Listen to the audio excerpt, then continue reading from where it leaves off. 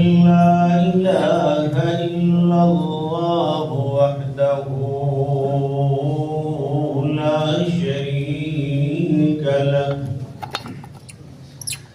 وأشهد أن محمدا عبده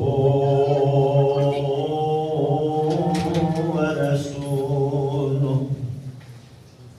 أعوذ بالله من الشيطان الرجيم.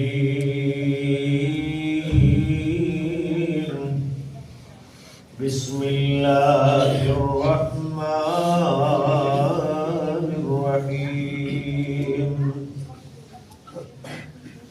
ومن آياته أن خلق لكم من أنفسكم أزواجا لتسكنوا إليها وجعل بينكم مودة ورحمة. صدق اللہ العظیم. حمد و ثنا، تعریفات، تسبیحات اللہ وحدہ لا شریک کی ذات اقدس کے لیے. درود و سلام امام الانبیاء جناب محمد الرسول اللہ صلی اللہ علیہ وآلہ وسلم کی ذات گرامی پہ.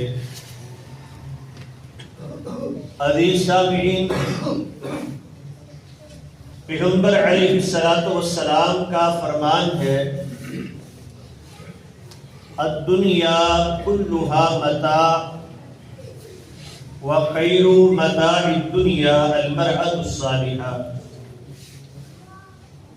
یہ دنیا کے ساز و سامان میں، دنیا کی نعمتوں میں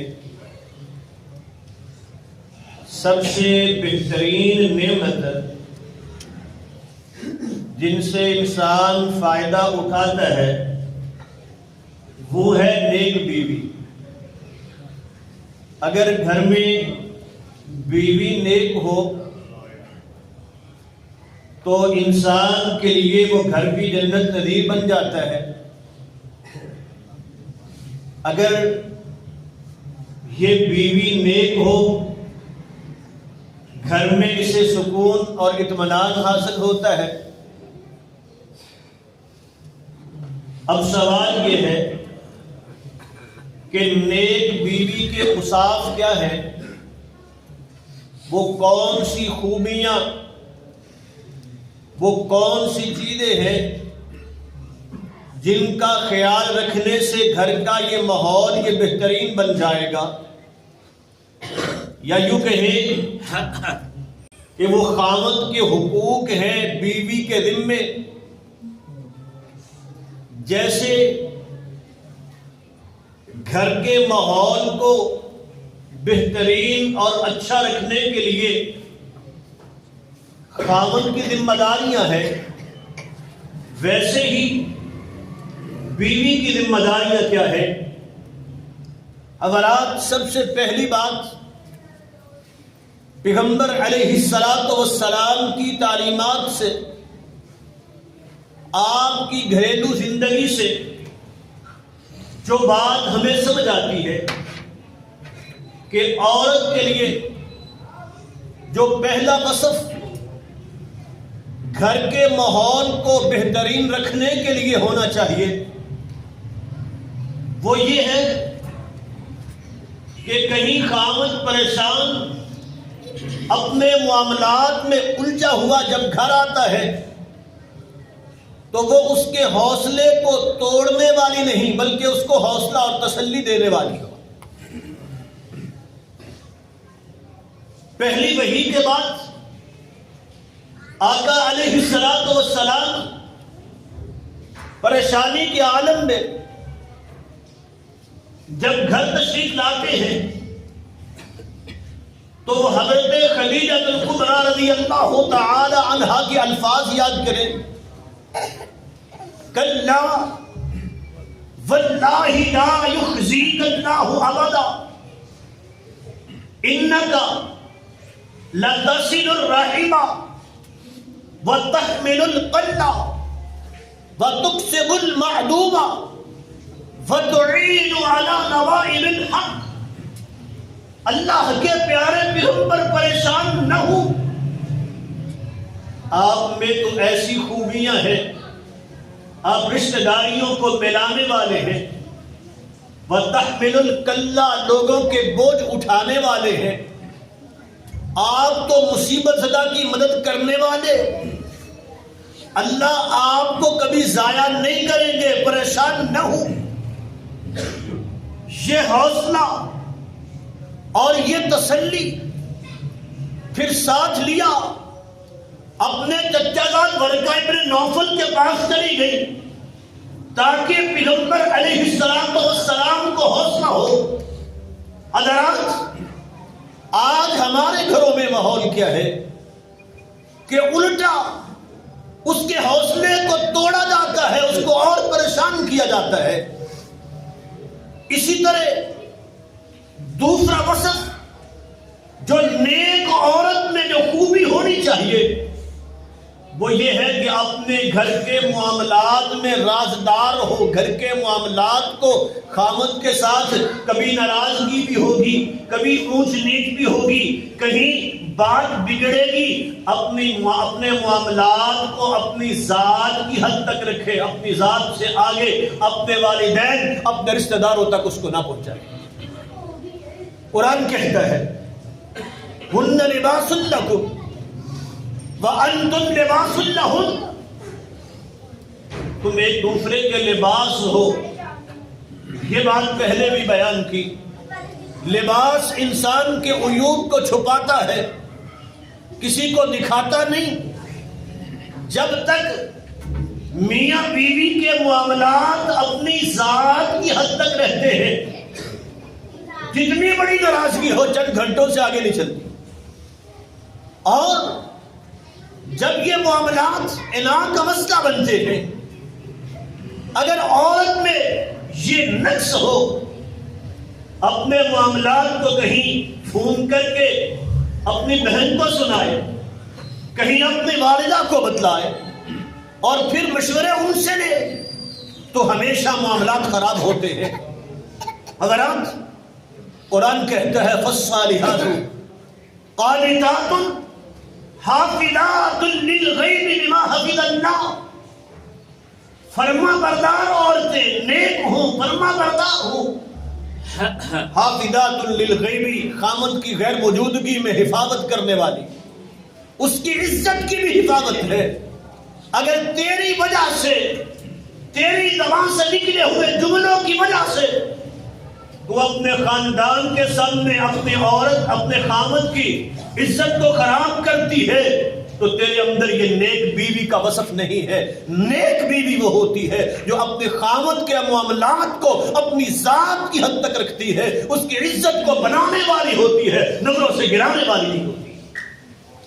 حضرات، اسی طرح تیسرا وصف پیغمبر علیہ السلام نے فرمایا ان المرأة اذا صلت خمسها وصامت شهرها واطاعت بعلها فلتدخل من ای ابواب الجنت شاءت. جس عورت میں 3 خوبیاں ہوں، 3 باتیں پیغمبر علیہ السلام نے فرمایا جس عورت میں موجود ہوں، کل قیامت کا دن ہوگا، اللہ اس کے لیے جنت کے 8 دروازے کھول دیں گے، جس سے چاہے داخل ہو جائے. اب یہ کتنا بڑا عمل ہے، یہ کتنا بڑا مقام ہے. وہ جناب صدیق اکبر رضی اللہ تعالی عنہ نے کہا تھا اللہ کے پیارے پیغمبر، کیا ایسا بھی کوئی شخص ہے جسے جنت کے 8 دروازے پکاریں گے، جس کے لیے جنت کے 8 دروازے کھلیں گے؟ تو آپ نے فرمایا تھا صدیق ہاں تو ان میں شامل ہے. کیوں؟ کہ جب بات پوچھی آج تم میں سے صدقہ کون کر کے آیا ہے تو کھڑے ہو کے ابوبکر ہوئے. جب پوچھا تھا آج جنازے میں شریک کون ہوا ہے تو کھڑے حضرت ابوبکر ہوئے تھے. ہر نیکی میں سبقت لے جانے والے، ہر نیکی میں سب سے آگے رہنے والے. اس لیے پیغمبر علیہ السلام نے فرمایا تھا تجھے جنت کے 8 دروازے پکاریں گے، اور اس عورت کے لیے ان المرأة اذا صلت خمسها وصامت شهرها واطاعت بعلها فلتدخل من ای ابواب الجنت شاءت. پیغمبر علیہ السلام نے فرما دیا جو عورت 5 نمازیں پڑھے، 5 نمازیں، کیا مطلب ہے؟ اللہ کا حق ادا کرنے والی ہو، فرض پڑھتی ہو، بے شک لمبے چوڑے نوافل نہ پڑھے جائے، تہجد نہ پڑھ سکے، وہ نفلی عبادتیں لمبی چوڑی نہ کر سکے، صلت خمسہا 5 نمازیں پڑھے، وصامت شہرہا اور رمضان کے روزے رکھے، فردی رکھ سکے، نفلی بھی نہ رکھے جاتے ہوں، وہ محرم کا مہینہ ہے، وقت نہیں ملتا، روزے نہیں رکھ پائی، وہ نوافل نفلی روزے بھی کثرت سے نہیں رکھ سکتی، لیکن فردی روزے اللہ کے حق ادا کرتی ہے، اور اس کے بعد ایک کام کرنے وَأَطَاعَتْ بَعْلَهَا اپنے خامد کی فرما بردار ہو، خامد کی بات کو، اس کے حکم کو ماننے والی ہو. فَلْتَدْخُلْ مِنْ أَيِّ أَبْوَابِ الْجَنَّةِ شَاءَتْ. آقا علیہ السلام نے فرما دیا جنت کے 8 دروازے اس کے لیے کھلیں گے، جس سے چاہے جنت میں داخل ہو جائے. تو میرے عزیزو، یہ تیسرا وصف آ گیا کہ وہ اپنے خامد کی فرما بردار ہو. وہ حضرت حسین بن محسن رضی اللہ تعالی عنہ کہتے ہیں کہ میری پھوپھی پیغمبر علیہ السلام کے پاس آئی. آپ نے پوچھا تیرے خامد کے ساتھ تیرا معاملہ کیسا ہے؟ کہنے لگی اللہ کے پیارے پیغمبر میں ان کے حکم کی فرما برداری کرتا ہوں، جتنا مجھ سے ہوتا ہے، کبھی انکار میری زبان سے نہیں نکلا، کبھی ان کی نافرمانی نہیں کی. تو آقا علیہ السلام نے فرمایا دیکھ لینا تیرا خامد تیرے لیے جنت بھی ہے، تیرے لیے جہنم بھی ہے. اگر اسے ناراض کر دیا تو یہ عبادتیں بے شک بڑی لمبی لمبی نمازیں ہوں، اگر تو نے اپنے خامد کو ناراض کر دیا وہ تیرے لیے جنت بھی ہے، تیرے لیے جہنم بھی ہے. تو میرے عزیزو، اللہ رب العالمین نے اسی لیے قرآن میں اصول بیان کر دیا الرجال قوامون علی النساء بما فضل اللہ به بعضهم على بعض وبما انفقوا من اموالهم. اللہ نے گھر کے معاملات کو چلانے کے لیے مرد کو فوقیت دی ہے، اس کو حاکم بنایا ہے. جہاں مشاورت میں اختلاف رائے ہوگا تو خامد کی بات کو ترجیح ہوگی، اس کی بات کو ماننا ہوگا. الرجال قوامون علی النساء بما فضل اللہ به بعضهم على بعض. اس لیے کہ گھر کے اخراجات اس کے ذمہ ہیں، جب ذمہ داری وہ اٹھاتا ہے، بچوں کا ذمہ دار وہ ہے، بیوی کے اخراجات وہ اٹھاتا ہے، تو اللہ نے یہ اختیار بھی اسے دیا ہے، گھر میں حاکم کا درجہ مرد کو دیا ہے، خامد کو دیا ہے. الرجال قوامون علی النساء.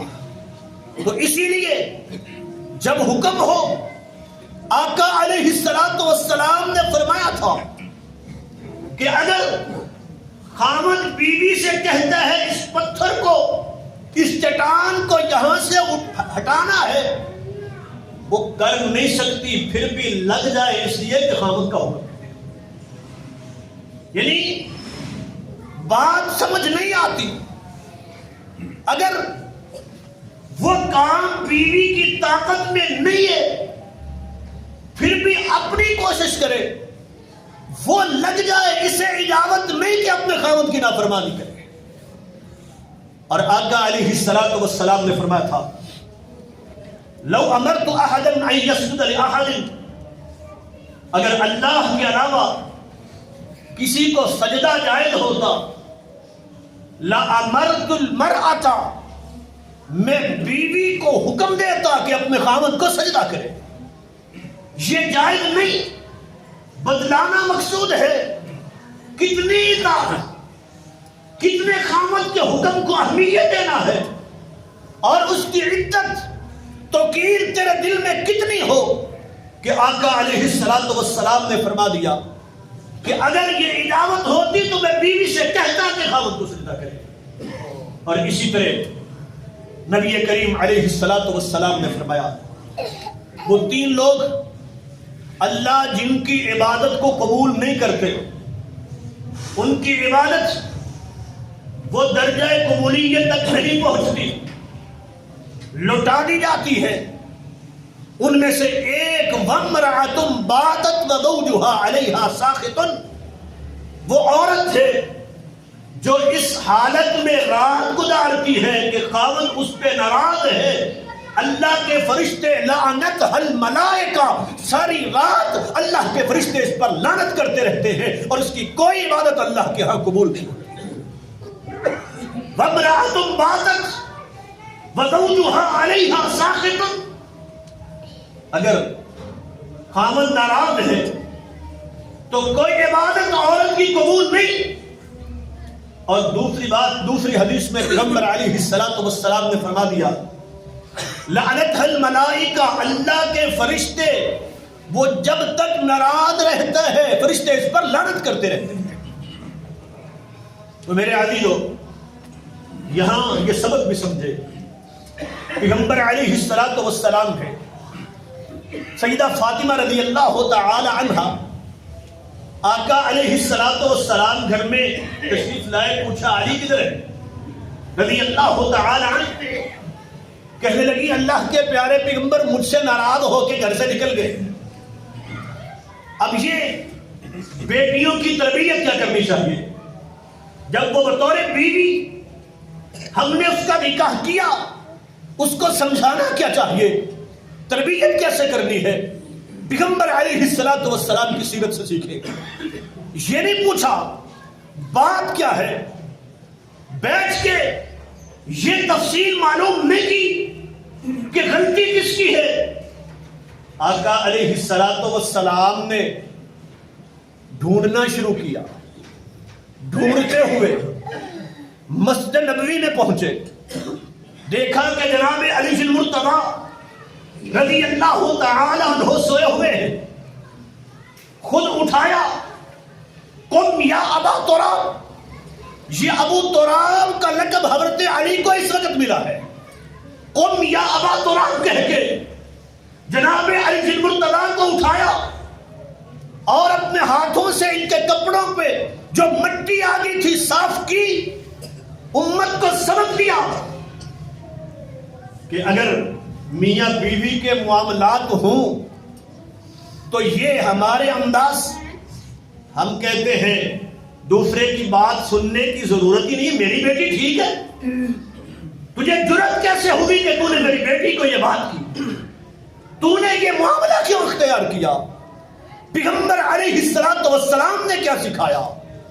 خود یہ نہیں کہا کہ میرا مقام کیا ہے، میں جاؤں جناب علی کو میں ڈھونڈ کے لاؤں، کیوں نہیں؟ آقا علیہ السلام خود گئے ہیں، ڈھونڈ کے لائے ہیں۔ مطلب یہ ہے کہ ان معاملات میں، میاں بیوی کے معاملات میں خود نہیں پڑے، یہ پوچھا ہی نہیں بات کیا ہے، غلطی کس کی ہے، وہ معاملہ ہے درست ہو جائے گا، ہاں صلح کروا دی ہے۔ پیغمبر علیہ السلام خود اٹھا کے لائے ہیں جناب علی المرتضی رضی اللہ تعالی عنہ۔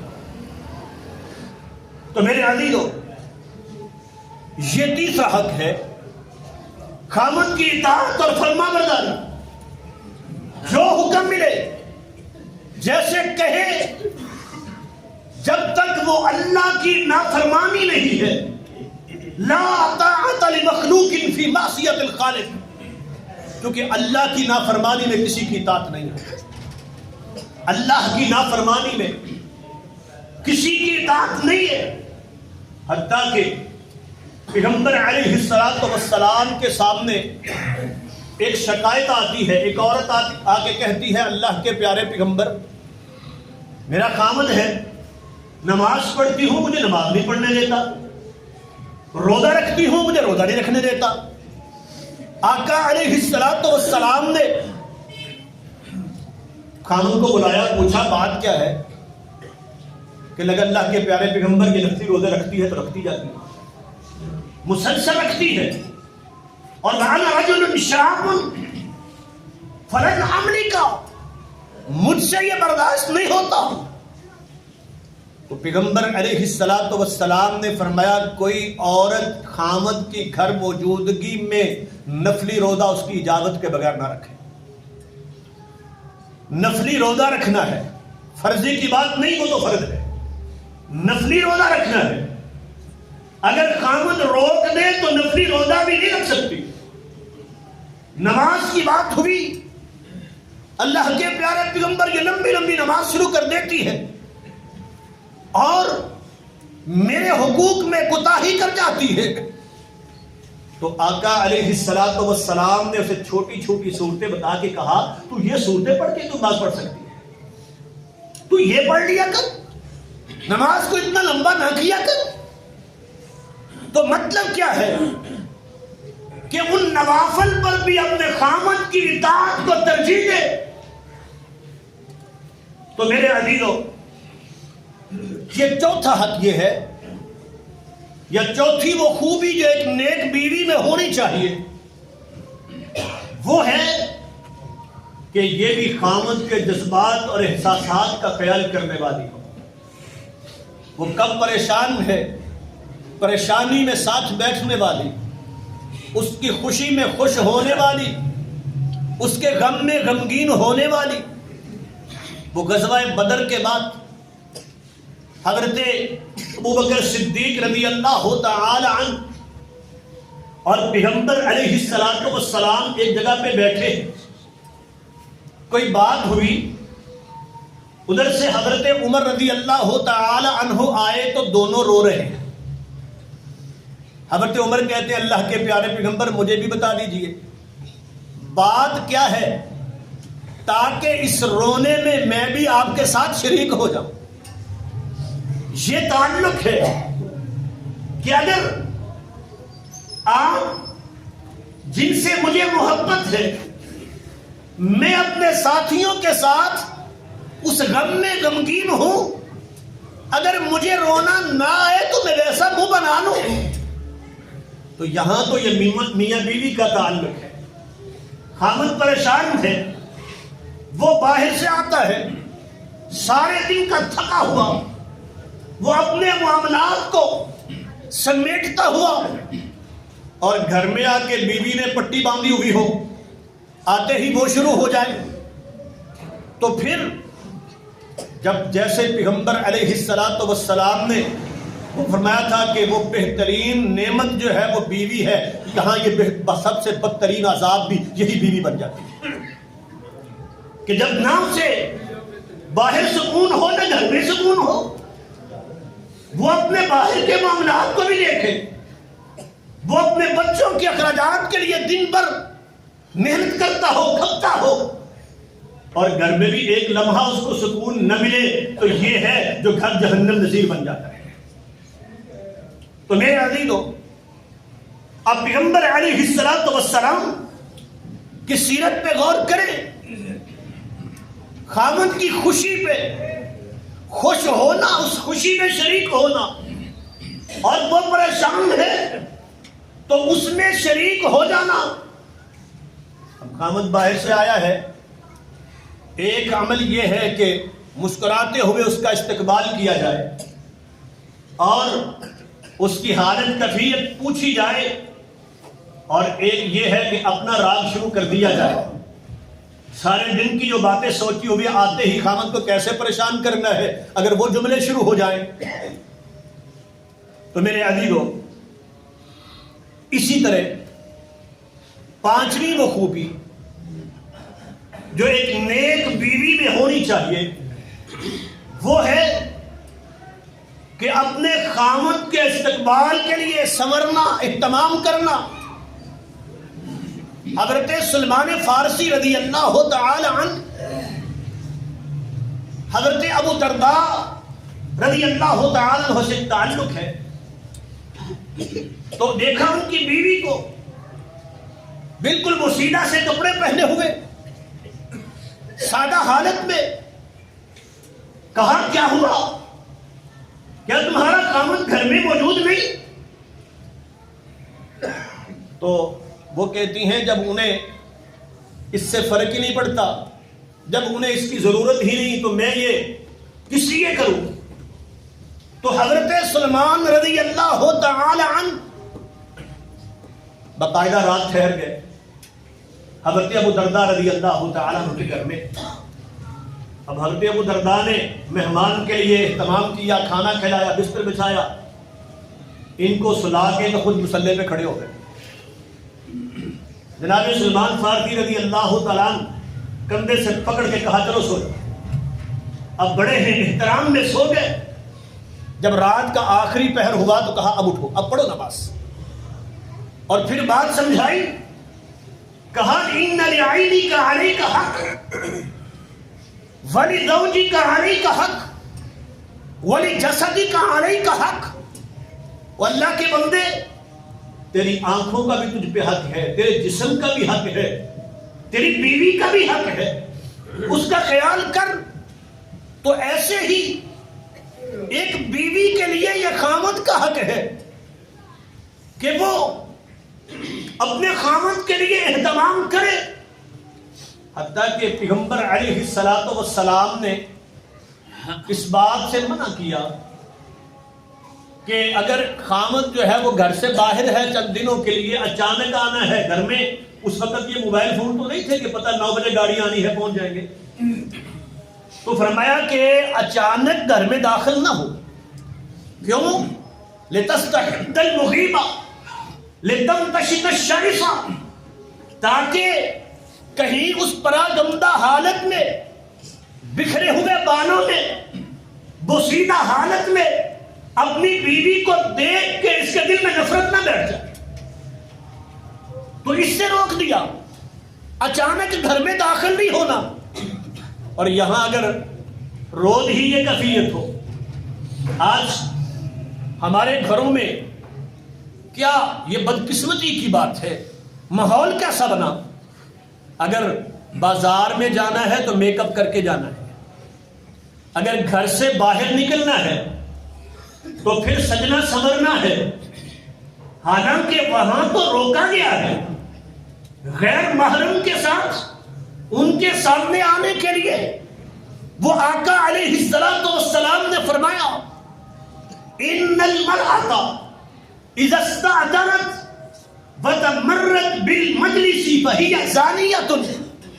وہ عورت جو بازار میں نکلتی ہے، گھر سے نکلتی ہے، خوشبو لگا کے نکلتی ہے، یہ بدکارہ عورت ہے.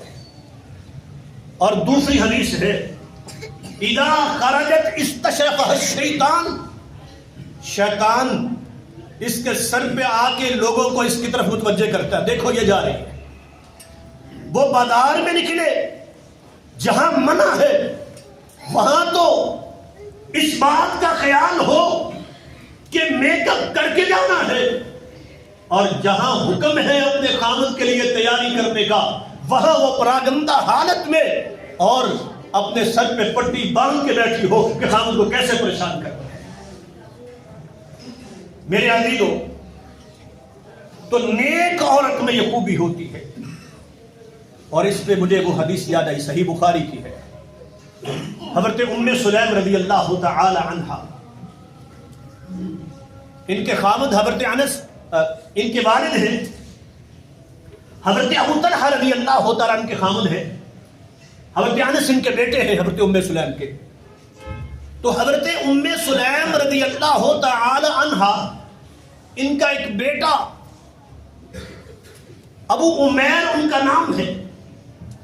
پیغمبر علیہ السلام ان کے گھر میں جایا کرتے، وہ چھوٹا بچہ، اس سے لاڈ بھی کرتے.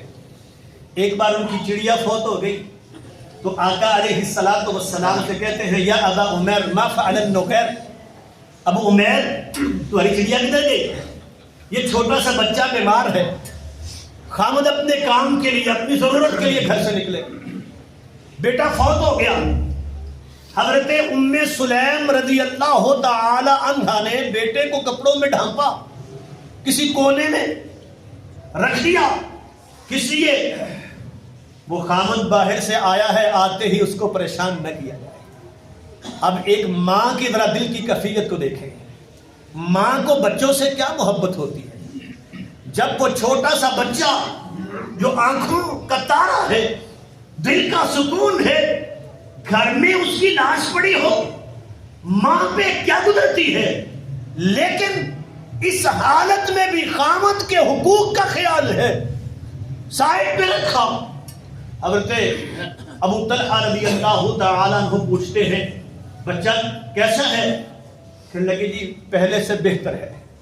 مطلب یہ تھا کہ وہ دنیا کی آزمائش سے, تکلیف سے سکون پا گیا, انشاءاللہ اللہ کی جنتوں میں ہوگا تو بہتر ہے, سکون میں ہے. حتیٰ کہ رات گزاری, حقوق زوجیت ادا کیے. رات کے پچھلے پہر اپنے خاوند کو یہ بتاتی ہیں کہ مجھے یہ بتلائیے, اگر آپ کو کوئی امانت دے اور پھر آپ سے واپس مانگے تو رویہ کیا ہونا چاہیے, کیا کرنا چاہیے. حضرت ابو طلحہ رضی اللہ تعالیٰ عنہ فرماتے ہیں ظاہری بات ہے, وہ جس کی امانت ہے, جس کی چیز ہے, اس کو واپس دے دینی چاہیے. تو کہنے لگی پھر وہ بچہ اللہ کی امانت تھا, اللہ نے واپس لے لیا ہے. حضرت ابو طلحہ کو بڑا غصہ آیا کہ میں نے رات گھر میں یوں گزاری کہ میرا بیٹا فوت ہو چکا اور میں حقوق زوجیت ادا کر رہا ہوں. پیغمبر علیہ السلام کو جا کے شکایت کی.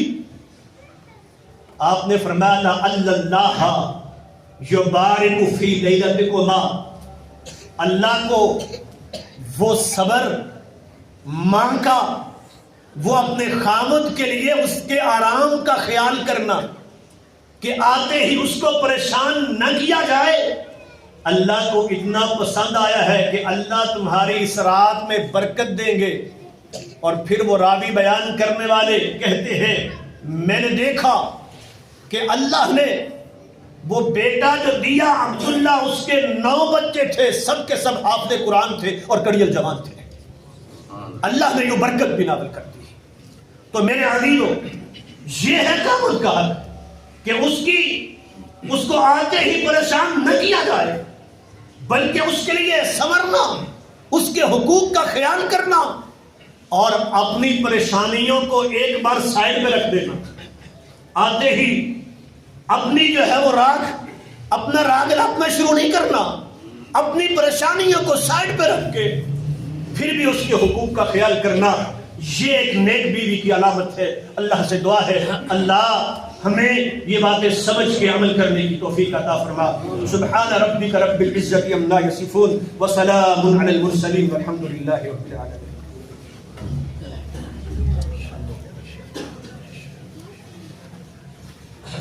ان الحمد للہ نحمده ونستعینه ونستغفره ونؤمن به ونتوكل عليه ونعوذ بالله من شرور انفسنا ومن سيئات اعمالنا, من يهده الله فلا مضل له ومن يضلل فلا هادي له, واشهد ان لا اله الا الله وحده لا شريك له, واشهد ان محمدا عبده ورسوله.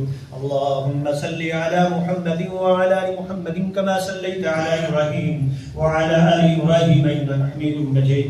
اللهم بارك على محمد وعلى ال محمد كما باركت على ابراهيم وعلى ال ابراهيم انك حميد مجيد. اللهم اغفر لنا وارحمنا انك انت الغفور الرحيم. اللهم انفعنا بما علمتنا وعلمنا ما ينفعنا وزدنا علما. سبحان ربك رب العزة عما يصفون وسلام على المرسلين والحمد لله رب العالمين.